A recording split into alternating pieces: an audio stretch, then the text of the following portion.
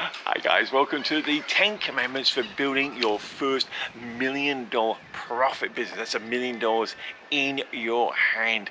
Look, I've been going through these and it was something I wrote down in my little book, just my little cheap notebook here. So I'm reading to you actually what I wrote down that were my rules or my commandments, I call them. I was that committed to them. I used to read them every day. This one isn't a commandment. I actually wrote down this. I said, how will I know the business is going really well? How will I know if it is working for me? And I thought this was going to be really important because I had to check back on myself to make sure I was on the right track. And I thought you might be interested in hearing some of these because they are a little bit different. But here we go. This is what I wrote down. Good business will cause you problems. Isn't that the honest truth? When you are growing, you're going to come across problems. Problems are an indication that you're growing. Problems are an indication you're expanding, you're stretching yourself. You want the problems. If there is no problems, there is no growth. So I wrote that down. So if you can start getting problems in your business, you're growing. I thought that's fantastic. Okay, the next one that I put down, a good business will tug at your nerves. It's going to make you nervous. Oh yes, because if you're in the comfort zone, guys, you're not pushing, you're not going hard enough, you're not going for it, you're not grinding for it. So that's what I wrote down. So that was going to be an indication. Are some of the things I'm doing making me a little bit nervous? Nothing makes me nervous now. I just go for them because I know it's all going to work out.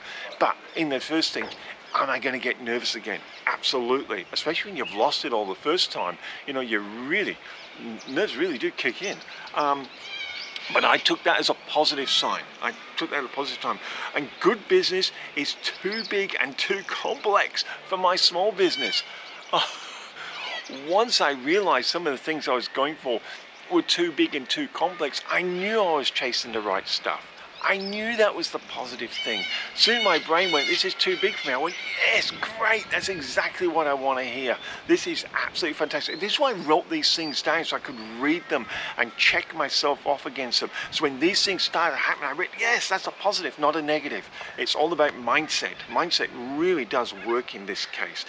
What else did I write down? Good business pushes us past my small budget. So good business will push you past your small budget. In other words, I'm going to be going, I can't afford this. And I'm going, you beauty, another positive. I'm on the right track. So I wrote these down. It gave me a great spin. I could check it off.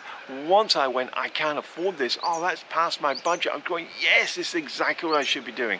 I'm on the right path to push myself forward. That's what I wrote down. And good business requires overtime. Oh, yes. Oh, yeah. Dinner's at X o'clock, then my TV show. No.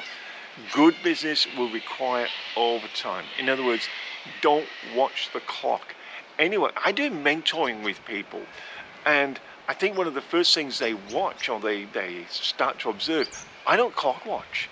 I just get right into it. In fact, quite a few times the people I'm mentoring are looking at their watch going, I've got another appointment. I'm really sorry. I've got to go.